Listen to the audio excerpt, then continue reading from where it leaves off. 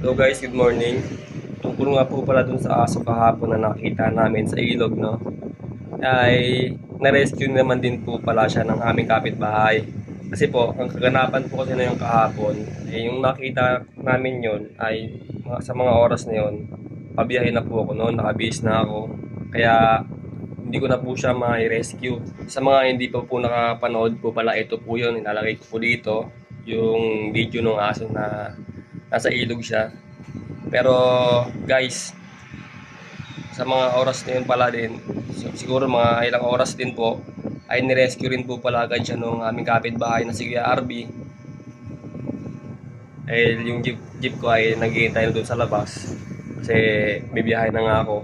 Hindi naman pwedeng iwanan doon yung jeep ko kasi nasa may kalsada lang siya, pamareker. Kaya ang tanging nagawa ko lang po talaga ay i-video siya pa tapos i-upload para may tulong na makatulong yung mga barangay official kasi sila po talaga yung may kakayanan kasi tayo, normal na tao lang po tayo, wala po tayong kagamitan para may rescue yung asong ganun. Kasi aso yun syempre. Baka mamaya, hindi natin alam kung ano yung behavior ng aso na yun. Mamaya, matapang yun, gano'n. Mangagat, kung i-rescue man natin yun, bigla sila lang magagat. Kaya, kailangan po talaga nun sa mga ganung bagay ay barangay official po talaga yung makakapagtulong dun sa aso na yun. Kasi yung barangay official po natin ay meron silang kakayahan, meron silang gamit, at meron din po silang mga training tungkol sa mga ganung bagay, mga idol, no? Mga turugsoy. Kaya ako po talaga, sa mga oras na yun, ay hindi ko na po talaga siya na-rescue. Pasensya na po kayo at yun lang po ang nagawa ko. Kaya sa mga nagko-comment po, ang dami po nag-comment na kesyo bakit di ko raw po siya ni-rescue na ganyan, kahit nagbibideo-video na lang, dapat ni-rescue na lang. Pasensya na po talaga kayo kasi sa mga oras na yun, nakabihis na po talaga ako at bibiyahe na po ako. Hindi ko na po siya mauuna. Kaya ang ginawa ko talaga yun ay binidyo ko na lang. No hate, just love. And maraming salamat nga po para sa naka-appreciate.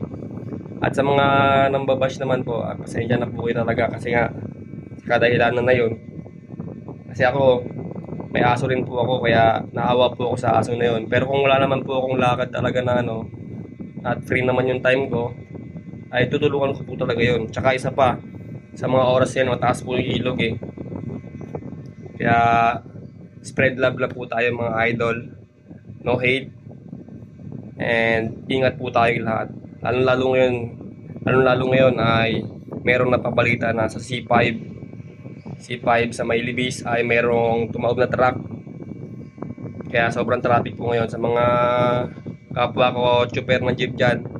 Ingat po tayo lahat at sa lahat din po ng mga umahawak ng manibela. Mag-iingat po tayo lahat palagi at samahan po natin ang dasal. Babay sa inyo lahat. Peace out.